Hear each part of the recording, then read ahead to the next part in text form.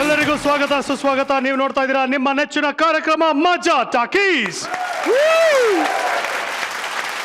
ಮೇಲ್ಕೋಟೆ ಮಂಜಾ ಈ ಚಿತ್ರ ಎಲ್ಲಾ ಕಡೆ ಅದ್ಭುತವಾದಂತಹ ಪ್ರದರ್ಶನ ಕಾಣ್ತಾ ಇದೆ. ಎಲ್ಲಾ ಕಡೆ ಎಲ್ಲರೂ ಹೇಳ್ತಾ ಇರೋದು ಸೂಪರ್ ಪಿಕ್ಚರು, ಎಲ್ಲರೂ ಹೋಗಿ ನೋಡಿ ಅಂತ. ಇವತ್ತು ನಮ್ಮ ಮಜಾ ಟಾಕೀಸ್ ಅಲ್ಲಿ ಮೇಲ್ಕೋಟೆ ಮಂಜಾ ಅಂದ್ರೆ ನಮ್ಮ ಜಗ್ಗೇಶ್ ಸರ್ ಜೊತೆ ಮಾತುಕತೆ ಮುಂದುವರಿಸ್ತಾ ಇದೀವಿ. ಸರ್ ಮತ್ತೊಮ್ಮೆ ಕಾರ್ಯಕ್ರಮಕ್ಕೆ ಸ್ವಾಗತ. Thank you. ತಮಗೂ ಸ್ವಾಗತ. ನಿನ್ನೆ ಜಗಳ ಆಡಿಸಿದ್ವಿ, ಹಾಡು ಹೇಳಿಸಿದ್ವಿ, ಎಲ್ಲ ಆಯ್ತು. ಇವತ್ತು ಕೂಡ ನಾವು ಇದೇ ಮಾತಿನ ಮುಂದುವರಿಸ್ತಾ ಇದೀವಿ. ಸರ್, ಈ ಒಂದು ಪಿಕ್ಚರಿನಲ್ಲಿ ನೀವು ಮರೆಯೋಕ್ ಆಗದೆ ಇರುವಂತ ಒಂದು ಇನ್ಸಿಡೆಂಟ್ ಅಂದ್ರೆ ಯಾವ್ದು ಸರ್? ಕ್ಲೈಮ್ಯಾಕ್ಸ್ ಶೂಟ್ ಮಾಡ್ಬೇಕಾದ್ರೆ ಎಲ್ಲಾ ಕಲಾವಿದರು ಅದರಲ್ಲಿ ಬರ್ತಾರೆ. ಅದು ಬಹಳ ದೊಡ್ಡ ಒಂದು ಚೇಸ್ ಆಗುತ್ತೆ. ಆ ಚೇಸ್ ಅಲ್ಲಿ ಫೈಟ್ ಆಗುತ್ತೆ, ಆಮೇಲೆ ಸುಖಾಂತಿ ಆಗುತ್ತೆ ಅಂತ ಒಂದು ಮಾಮೂಲು ಕ್ಲೈಮ್ಯಾಕ್ಸ್. ಆ ಚೇಸ್ ಅಲ್ಲಿ ಬಿಗಿನಿಂಗ್ ರನ್ನಿಂಗ್ ಪೋರ್ಷನ್ ನ ತೆಗಿಬೇಕು, ಅದೆಲ್ಲ ಸ್ವಲ್ಪ ಬ್ರಾಡ್ ಆಗಿ ಓಡಬೇಕು, ಎಲ್ಲ 100-120 ಫ್ರೇಮು ಅಂತ ನಾವೆಲ್ಲ ಪ್ಲಾನ್ ಮಾಡಿ ಒನ್ ಟೇಕ್ ಅದ್ಭುತವಾಗಿ ಓಕೆ ಆಯಿತು. ಎರಡನೇ ಟೇಕ್ಗೆ ಹೋಗುವಂಥ ಸಮಯದಲ್ಲಿ ಈಕೆ ಓಡೋದೆಲ್ಲ ತುಂಬ ಸ್ಲೋ, ಸ್ಯಾರಿ ಎಲ್ಲ ಹಾಕ್ಕೊಂಡಿದ್ದು ಕಷ್ಟ ಆಗ್ತಾಯಿತ್ತು. ಸೊ ನಾನೇ ಡ್ರ್ಯಾಗ್ ಮಾಡಿಕೊಂಡು ಕರ್ಕೊಂಡು ಹೋಗ್ಬೇಕಾರೆ ನಾನು ಬಿದ್ದೆ. ಬಿದ್ದಾಗ ಸ್ವಲ್ಪ ಕಾಲು ನೋವಾಯಿತು. ತಿರ್ಗಾ ನಾನು ಅದರಲ್ಲೇ ಮರೆತು ಇನ್ನೊಂದು ಶಾರ್ಟ್ ತೆಗಿಯೋಕೆ ಹೋದಾಗ ನನ್ನ ಕಾಲೇ ಬರ್ತಾ ಇಲ್ಲ, ಅಷ್ಟು ಪೇನ್ ಸ್ಟಾರ್ಟ್ ಆಗೋಯ್ತು. ಆಮೇಲೆ ನಾನು ನಮ್ಮ ಅಸಿಸ್ಟೆಂಟ್ಗಳಿಗೆ ಹೇಳಿದೆ, ಏನೋ ಸಮಥಿಂಗ್ ಪ್ರಾಬ್ಲಮ್ ಆಗಿರಂಗಿದೆ, ಕಾಲು ಉಳುಕಿರ್ಬೇಕು ಅಂತ ಹೇಳಿ. ಆಮೇಲೆ ಡೈಕ್ಲೋಫಿನಾಕ್ ಇಂಜೆಕ್ಷನ್ನು ಯಾರೋ ಡಾಕ್ಟರ್ ಹತ್ರ ಎಲ್ಲ ಬಂದು ಕೊಡಿಸಿದ್ರು. ಅದಾದ್ಮೇಲೆ ನನ್ನ ಕೈನಲ್ಲಿ ಆಗಲೇ ಇಲ್ಲ. ನನಗೆ ಅವಾಗ ತುಂಬ ದುಃಖ ಆಗೋಯ್ತು. ಏನೋ ಕಾಲು ಉಳುಕ್ಬಿಟ್ಟಿದೆ, ಏನು ಮಾಡೋದು, ಇಷ್ಟು ಜನ ಇದ್ದಾರೆ ಅಂದ್ಬಿಟ್ಟು ಅವಾಗ ಥ್ರಿಲ್ಲರ್ ಮಂಜು ಅವರು ಕರೆದು, ಅಷ್ಟೇ ಏನೋ ಆಗ್ಬಿಟ್ಟಿದೆ ಪ್ರಾಬ್ಲಮ್ಮು, ಇದು ನಿಲ್ಬಾರ್ದು, ಏನಾದರೂ ಸ್ವಲ್ಪ ಹೆಲ್ಪ್ ಮಾಡಬೇಕು ನೀವು ಅಂದಾಗ, ನಾನು ಆ ಕ್ಲೈಮ್ಯಾಕ್ಸ್ನ ಅಂಥ ಸಿಚುವೇಶನಲ್ಲಿ ಅಷ್ಟು ಅದ್ಭುತವಾಗಿ ತೆಗೆದಂಥ ಮಾಸ್ಟ್ರು ಥ್ರಿಲ್ಲರ್ ಮಂಜು ಅವ್ರಿಗೆ ನಾನು ಅದನ್ನು ಡೆಡಿಕೇಟ್ ಮಾಡ್ತೀನಿ. ಯಾಕೆಂದರೆ ಯಾವ ಆಡಿಯನ್ಸ್ಗೂ ಗೊತ್ತಾಗೋದಿಲ್ಲ ನನಗಲ್ಲಿ ಪ್ರಾಬ್ಲಮ್ ಆಗಿದೆ ಅಂತ. ಸೊ ಇದಾದಮೇಲೆ ನಂಗೆ ತುಂಬ ದುಃಖ ಆಗೋಯ್ತು. ಅಷ್ಟರಲ್ಲಿ ನಾವು ಶೂಟಿಂಗ್ ಮುಗಿಸಿದ್ವಿ. ಕಲಾವಿದ್ರ ಬದುಕು ಹೆಂಗೆ ಅಂದರೆ, ನಾವು ಒಂದು ರೀತಿ ನಮ್ಮ ನೋವುಗಳು ಏನೇ ಇದ್ರೂ ಕೂಡ ಯಾರಿಗೂ ನಾವು ತೋರಿಸ್ಕೋಬಾರ್ದು. ರಾಜ್ಕುಮಾರ್ ಅವರು ಕಲಿಸ್ಕೊಟ್ಟಿರುವಂಥದ್ದು ಕಲಾವಿದನ ಪರ್ಸ್ನಲ್ ಬದುಕು ಜನಕ್ಕೆ ಗೊತ್ತಾಗಬಾರ್ದು, ಅವ್ರು ಬೇರೆ ಭಾವನೆಯಲ್ಲಿರ್ತಾರೆ. ಸೊ ಅದನ್ನು ನಾನು 10 ತಿಂಗಳು ಯಾರಿಗೂ ಹೇಳ್ದಂಗೆ, ಅದು 2 ಸರಿ ಆಯಿತು. ತಿರ್ಗಾ ನನಗೆ ಇವಳು ಮ್ಯೂಸಿಕ್ ಕ್ಲಾಸ್ಗೆ ಹೋಗ್ತಾಳೆ, ವೆಸ್ಟರ್ನ್ ಮ್ಯೂಸಿಕ್ ಕಲಿತಿದ್ದಾಳೆ. ಸೊ ಇವಳು ಪ್ಲೇ ಮಾಡ್ತಾ ಕೂತಿದ್ಲು. ನನಗೆ ಒಂದು 4 ತಿಂಗಳಾದ್ಮೇಲೆ ಸರಿ ಹೋಯ್ತು, ವೆಯ್ಟ್ ಆಗಿದ್ದೀನಿ, ರೆಡ್ಯೂಸ್ ಮಾಡೋಣ ಅಂತ ಹೇಳಿ ನಾನೊಂದು ವಾರ ಆಗಿತ್ತು ತಿರ್ಗಾ ವಾಕ್ ಮಾಡೋಕ್ಕೆ ಸ್ಟಾರ್ಟ್ ಮಾಡಿದೆ. ಅವತ್ತು ಅದೇನು ಜೋಶ್ ಆಯ್ತು ಗೊತ್ತಿಲ್ಲ, ತಿರ್ಗಾ ಓಡ್ಬಿಟ್ಟೆ. ಇಮ್ಮಿಡಿಯೇಟಾಗೆ ತಿರ್ಗಾ ಬ್ರೇಕ್ ಆಗೋಯ್ತು. ಅದಾದಮೇಲೆ ಟೋಟಲ್ಲು 10 ತಿಂಗಳು ನಾನು ಯಾವಾಗಲೂ 80-82 kg ಮೇಲೆ ಹೋಗಿರಲಿಲ್ಲ. ಫಸ್ಟ್ ಟೈಮ್ ನನ್ನ ಕೆರಿಯರಲ್ಲಿ 94 kg ಆದೆ. ನೋಡೋಕ್ಕಾಗದೇ ಇರುವಂಥ ಪರ್ಸನಾಲಿಟಿ ಡೆವಲಪ್ ಆಗೋಯ್ತು. ಅದಾದಮೇಲೆ ನನಗೆ ತುಂಬ ದುಃಖ ಆಗಿದ್ದೇನು ಅಂದರೆ, ಯಾರಿಗೆ ಆದರೂ ವೈಯಕ್ತಿಕವಾಗಿ ಏನೋ ಸಮಸ್ಯೆ ಆಗಿ ಅವ್ರ ಆಂಡ್ರಾಲಜಿ ಪ್ರಾಬ್ಲಮ್ ಆಗೋ ಇನ್ನೊಂದಾಗೋ ದಪ್ಪ ಆದಾಗ ಯಾರು ಕೂಡ ಅಣಗಿಸ್ಬಾರ್ದು. ನಾನು ವಿನಂತಿ ಮಾಡ್ತೀನಿ ಎಲ್ಲರಿಗೂ, ಅವರದೇ ಆದಂಥ ನೋವು ಅವ್ರ ಮನಸ್ಸಿನಲ್ಲಿರುತ್ತೆ. ನಾನು ಸಣ್ಣ ಇದ್ದೀನಿ ಅಥವಾ ಇವ್ರು ಹಿಂಗಿದ್ದಾರೆ ಅಂತ ಅಣಕ ಮಾಡೋದು ಅಷ್ಟೊಂದು ಸರಿಯಲ್ಲ. ಆಗ ಏನಾಗೋಯ್ತು, ಬಹಳ ವೈಪರೀತ್ಯದ ಅಣಕಗಳಾಗೋಯ್ತು ನನ್ನ ಮೇಲೆ. ನನಗೆ ತುಂಬ ಎಷ್ಟು ದುಃಖ ಆಗೋಯ್ತು. ಯಾವುದೋ ಮಾಧ್ಯಮದಲ್ಲಿ ಮಾತಾಡ್ತಾ ಕಣ್ಣಲ್ಲಿ ನೀರು ಬಂತು ನನಗೆ. ಏನಕ್ಕೆ ಕಣ್ಣಲ್ಲಿ ನೀರು ಬಂತು ಅಂದರೆ, ಇಷ್ಟೆಲ್ಲ ನಾವು ಕಲೆ ಅಂತ ಒದ್ದಾಡೋ ಜನ ಎಲ್ಲಾದರೂ ನಮಗೆ ಸ್ವಲ್ಪ ವ್ಯತ್ಯಾಸ ಆದಾಗ ಅದು ಪ್ರೀತಿಯಿಂದಾನೇ ಹೇಳಿದ್ರೆ ಎಷ್ಟು ಚೆನ್ನಾಗಿರುತ್ತೆ, ಯಾಕೆ ಅಣಕ ಮಾಡಬೇಕು ಅನ್ನೋದು ಒಂದು ಸ್ವಲ್ಪ ದುಃಖ ಆಯಿತು. ಆವಾಗ ನಾನು ವೆರಿ ಸೀರಿಯಸ್ಲಿ ಚಾಲೆಂಜ್ ಮಾಡಿಬಿಟ್ಟೆ, ಇನ್ನು 1 ವರ್ಷದಲ್ಲಿ I change my self and I will come back ಅಂತ ಹೇಳಿಬಿಟ್ಟು, ನೀವು ನಂಬೋದಿಲ್ಲ, ಡೆಡಿಕೇಶನ್ ಮಾಡಿ 1 ಇಯರಿಂದ ನಾನು 94 kg-ಯಿಂದ 70 kg ಬಂದಿದ್ದೀನಿ. ಎಷ್ಟು ದಿನದಿಂದ? 2 ವರ್ಷದಿಂದ ಹೇಳ್ತಾ ಇದೀನಿ, ಒಂದ್ ಸ್ವಲ್ಪ ಮೈ ಬಗ್ಸಿ ಕೆಲಸ ಮಾಡಿ. ಫಸ್ಟ್ ಕೇಳಿಸ್ಕೊಳ್ಳಿ, ಅದನ್ನೇ ಅವ್ರು ಹೇಳಿದ್ದು, ಡೆಡಿಕೇಟೆಡ್ ಆಗಿ ತಗೊಂಡು ಕಷ್ಟಪಟ್ಟು ತಿನ್ನೋದನ್ನ ಕಮ್ಮಿ ಮಾಡಿ ಎಕ್ಸರ್ಸೈಸ್ ಮಾಡಿ ಅಂತ. ಬಟ್ ಅವರು ದಪ್ಪ ಇದ್ದಾರೆ ಅಂತ ನಂಗೆ ಏನನ್ಸಲ್ಲ, ತುಂಬಾ ಕ್ಯೂಟ್ ಆಗಿದ್ದಾರೆ. ಹಲೋ ರೇಮೋ, ಅಲ್ಲ ಇಲ್ಲಿ ಕೇಳಿ, ಟೈಮ್ ಕೊಡಿ ಜಿ ಪ್ಲೀಸ್. ಪೂರ್ತಿ ಕೇಳಿಸ್ಕೊಳಮ್ಮ, ನಾನು ಅನುಭವಿಸ್ತೀನಿ, ಸ್ವಲ್ಪ ಇರಿ. ಕೇಳಿಸ್ಕೊಳಮ್ಮ, ತುಂಬಾ ಕ್ಯೂಟ್ ಆಗಿದ್ದಾರೆ ಅಂತ ಹೇಳಿದ್ ಮೋಹನ್ನ, ನಿನ್ಗಲ್ಲಪ್ಪ. ಅಲ್ಲೋಡ ಎಷ್ಟು ಹೊಟ್ಟೆ ಜಗ್ಗೇಶ್ ಸರ್ ಯಾರು ಹೇಳಿ, ನೀವು ಕರೆಕ್ಟ್ ಆಗಿ ಹೇಳಿ. ನಿಮಗೆ ನನ್ನ ಹೆಸರು ರೆಮೋ ಅಂತ ಹೇಳ್ಬಿಡಿ ಒಂದ್ಸಲ ಇವ್ರ ಮುಂದೆ. ರಾಮ ರೆಮೋ ಜಗ್ಗೇಶ್ ಸರ್, ರೆಮೋ ರೇಖಾ. ಈಗ ಹೇಳ್ತಾ ಇದ್ರಿ ನಿಮ್ಮ ಮಿಸ್ಸಸ್ ಅವರ ಸ್ಫೂರ್ತಿಯಿಂದ ಒಂದು ಹಾಡನ್ನು ಬರ್ದಿದ್ದೀನಿ ಅಂತ. ಒಂದು 4 ಲೈನ್ ನಮಗೋಸ್ಕರ ಹಾಡ್ಬಿಡಿ ಮಿಸ್ಸಸ್ ಮುಂದೆ ಒಂದು. ಆ ಹಾಡು ಸ್ವಲ್ಪ ಶಾಸ್ತ್ರೀಯವಾಗಿದೆ, ಕಾರ್ತಿಕ್ ಹಾಡಿದ್ದಾರೆ. ಅಲ್ಲಿ ಟ್ರೈ ಮೈ ಲೆವೆಲ್ ಬೆಸ್ಟ್. ಅಷ್ಟು ಚೆನ್ನಾಗಿ ನಂಗೆ ಹಾಡು ಹೇಳಕ್ ಬರಲ್ಲ. ಕಣ್ಮುಚ್ಚಿ ನೆನೆದಾಗ ನೀನೆಲ್ಲೋ ನಾನಲ್ಲಿ, ಯಾಕಿಂಗೆ ನಾನಾದೆ ಹೇಳು ಬಾ ನನ್ನ ಗೊಂಬೆ, ಹೇಳು ಹೇಳು ಹೃದಯ ಕೇಳುತ್ತಿದೆ. ಇದು ಪ್ರಪೋಸ್ ಮಾಡೋಕ್ಕಿಂತ ಚೆನ್ನಾಗಿತ್ತು. ಪ್ರಪೋಸ್ ಮಾಡೋದಕ್ಕಿಂತ ಚೆನ್ನಾಗಿತ್ತು ಅಂದ್ರೆ. Thank you. ಸೂಪರ್, ಕರೆಕ್ಟ್ ಆಗಿದೆ. ಬ್ರಹ್ಮನಿಗೆ ತಲೆಕೆಟ್ಟು ಕೊಟ್ಟಿದ್ ಮನುಷ್ಯನ ಜನ್ಮ ಅಲ್ಲ, ಬ್ರಹ್ಮನಿಗೆ ತಲೆಕೆಟ್ಟು ಕೊಟ್ಟಿರೋದು ನಿಮ್ ಜನ್ಮನ. ತಲೆಕೆಟ್ಟಾಗ್ಲೇ ನಿಮ್ಮನ್ನ ಸೃಷ್ಟಿ ಮಾಡಿರೋದು ಕಣ. ಕೋಬ್ರಾ, ಬ್ರಹ್ಮ ತಲೆ ಕೆಟ್ಟಾಗ್ಲೇ ಇಂಥ ಟ್ಯಾಲೆಂಟ್ಗಳನ್ನ ಸೃಷ್ಟಿ ಮಾಡೋನೆ ಅಂದ್ರೆ ಇನ್ ನೆಟ್ಗಿದ್ದಾಗ ಸೃಷ್ಟಿ ಮಾಡಿದ್ರೆ ಇನ್ ಹೆಂಗಿರ್ತಿದ್ದ. ಸುಂದರಪ್ಪ ನೀನು ಮಾತಾಡ್ಬೇಡ. ಸರ್ ಸರ್ ಸರ್ ಮೇಲ್ಕೋಟೆ ಮಂಚ ನೋಡಿದ್ವಿ ಸರ್, ಸೂಪರ್ ಸರ್. ಇವನ್ ಬರೀ ನೋಡಿದನ್ ಸರ್, ನಾನ್ ಮೇಲ್ ನಿಂತ್ಕೊಂಡು ನೋಡಿದೀನಿ ಸರ್. ಇವರಿಬ್ರು ಹಂಗೆ ನೋಡಿದಾರೆ ಸರ್, ನಾನು ಬ್ಲಾಕ್ ಕೊಟ್ಬಿಟ್ಟು ನೋಡಿದೀನಿ ಸರ್. ಸರ್ ನಾವು ಎಷ್ಟು ಮುದ್ವಾಗಿ ಕಾಣ್ತಾ ಇದೀವಿ ಅಂತ ತಲೆಯಲ್ಲಿ ಯೋಚನೆ ಮಾಡ್ತಾ ಇದ್ದೀರಲ್ವಾ ಸರ್? ಹೌದು, ರಮನಹಳ್ಳಿ ಶಾರದಾ ಇದನ್ನ ಹೇಳ್ತಾ ಇದ್ಲು ನಿಮ್ ಬಗ್ಗೆ. ಯಾರು ಸರ್? ರಮನಹಳ್ಳಿ ಶಾರದಾ ಅಂತ ಹೂವ ಕಟ್ಟಲ್ಲಿ ಫುಟ್ಪಾತ್ ಮೇಲೆ ಲೈಫ್ ಕೊಟ್ಟಿರಂತೆ. ಅವರು ಹೇಳ್ತಾ ಇದ್ರು ತುಂಬಾ ಚೆನ್ನಾಗವ್ರೆ ಪ್ರತಾಪ್ ಅವರು, ಬಹಳ ಚೆನ್ನಾಗಿದ್ದಾರೆ, ಆ ಟೈಪ್ ಈ ಟೈಪ್ ಇದಾರೆ ಅಂತೆಲ್ಲ ಹೇಳ್ತಾ ಇದ್ರು. ಸುಂದರಿ ಸರ್ ಇಲ್ದೇ ಇರೋದೆಲ್ಲ ಹೇಳ್ಬೇಡಿ, ಟೆಲಿಕಾಸ್ಟ್ ಮಾಡ್ಬಿಡ್ತಾರೆ.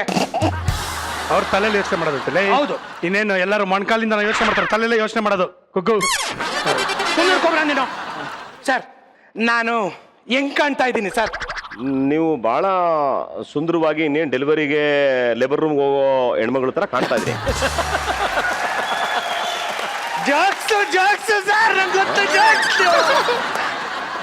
ಅವ್ರನ್ನ ಕೇಳಿದಲ್ಲ, ನಾನು ನನ್ನನ್ನು ಕೇಳಿ ಹೆಂಗ್ ಕಾಣ್ತಾ ಇದೆ ಅಂತ. ಹೆಂಗ್ ಕಾಣ್ತಾ ಇದ್ದೀನಿ ನಾನು? ಈ ಅಶೋಕ ಹೋಟ್ಲ್ ಗೊತ್ತಲ್ಲ, ಆ ಅಶೋಕ ಹೋಟ್ಲ್ ದೊಡ್ಡ ಬಿಲ್ಡಿಂಗು, ಆ ಬಿಲ್ಡಿಂಗ್ ಹಿಂದ್ಗಡೆ ಆ ಗಲ್ಲಿ ಇದೆಯಲ್ಲ, ನೋಡಿದೀನಿ. ಆ ಗಲ್ಲಿಲಿ ಒಂದು ಮೋರಿ, ಅಲ್ಲೊಂದು ಟಾಯ್ಲೆಟ್ ಪೈಪು, ಹೌದೌದು, ಅದ್ರಲ್ಲಿ ಒಂದು ಹೆಗ್ಣ ಸಿಗಾಕೊಂಡ್ಬಿಟ್ಟಿತ್ತು. ಆವಾಗ ತಗೊಂಡ್ ಕೋಲಲ್ಲಿ ಹಾಕೊಂಡು ಜಡದು ನೋಡು, ಅದ್ರ ಮುಸುಡಿ ಹಿಂಗೆ ಇದ್ದಿದ್ದು.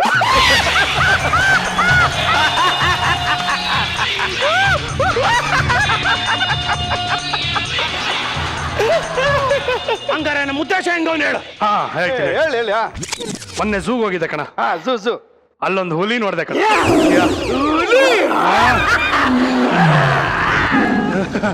ಹುಲಿ ಮುಖ ಇದ್ದಂಗೆ ಒಂದು. ಆ ಹುಲಿ ಮುಖ ನೋಡ್ತಾ ಇದ್ದೆ, ಸೇಮ್ ನಿನ್ ಮುಖ ಹಂಗೆ ಇತ್ತು. ಆದ್ರೆ ಸಡನ್ ಆಗಿ ಹಿಂದೆ ತಿರ್ಕೊಂಡ್ಬಿಡ್ತು, ಎಕ್ಸಾಕ್ಟ್ ಹಂಗೆ ಇದೆಯಾ.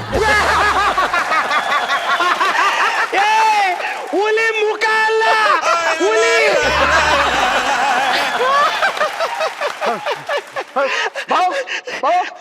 ಅವನ್ ಬಗ್ಗೆ ಹೇಳು ನೋಡಮ್ಮ. ಬೇಡ ಸರ್, ಬೇಡ, ಖಂಡಿತ ಬೇಡ. ನಿಮ್ ಮನೆಯವ್ರಿಗೆ ಹಾಕೊಂಡು ಹಿಂಗ್ ಕ್ಯಾಕರ್ಸ್ ಹೋಗಿತಾ ಇದ್ದೀರಾ, ನಾನು ಹೊರಗಡೆ ಅವ್ನು ನಿನ್ನೆ ಹೆಂಗ್ ವರ್ಣಿಸ್ತೀರೋ ಅದೆಂಗಾಯ್ತದೆ ಹೇಳಲೇಬೇಕು.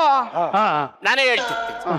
ಈಗ ಒಂದು ದೊಡ್ಡ ರೋಡಲ್ಲಿ ಒಂದು ಹಸು ಹೋಗ್ತಾ ಇರುತ್ತೆ, ಅದು ಸಗಣಿ ಹಾಕುತ್ತೆ, ಅದ್ರ ಮೇಲೆ ಲಾರಿ ಪಿಚಕಂತ ಹೋಗುತ್ತೆ, ಅವಾಗ ಸಗಣಿ ಆಗಿರುತ್ತಲ್ಲ, ಹಂಗಿದೆ ಅಲ್ವಾ ಸರ್ ನನ್ ಮುಖ?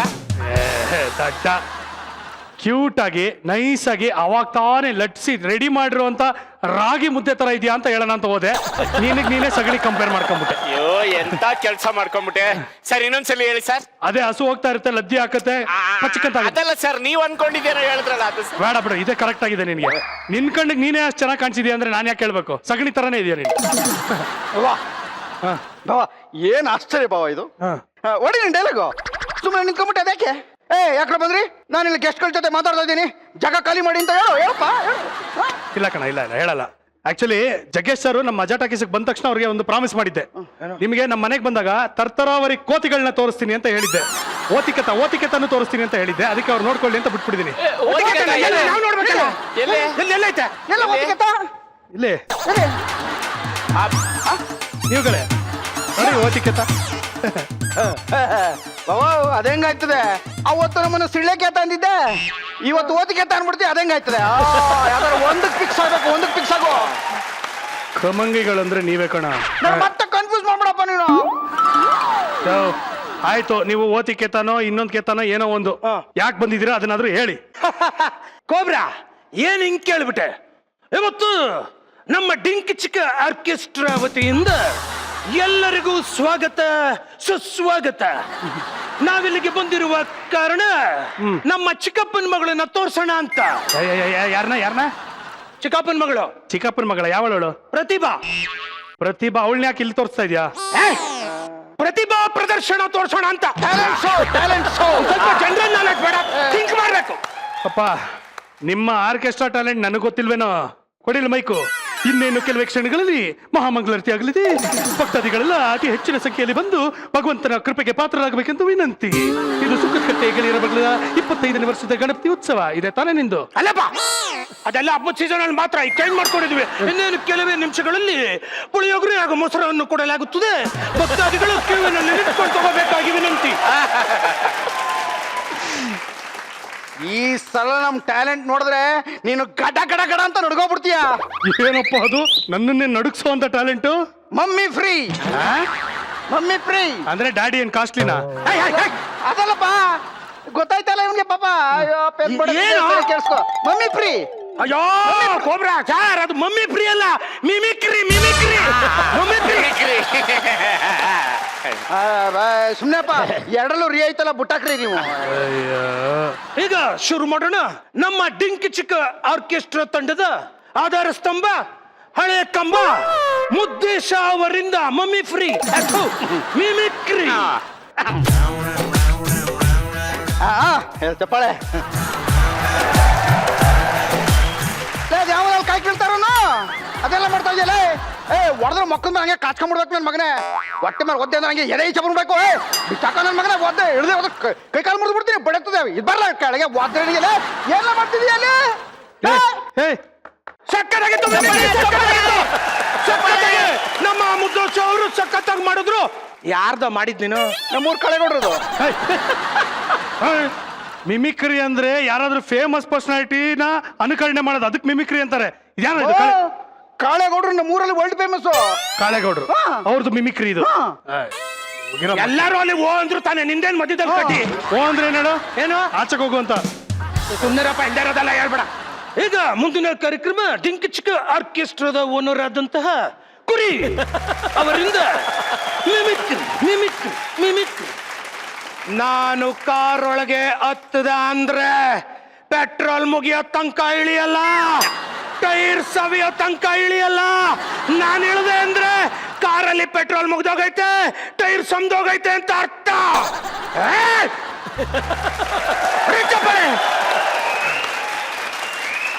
ಇದು ಮಿಮಿಕ್ರಿ ಏನೋ? ಹೌದು. ಯಾರ್ದು? ಪಿಕ್ಚರ್ದು.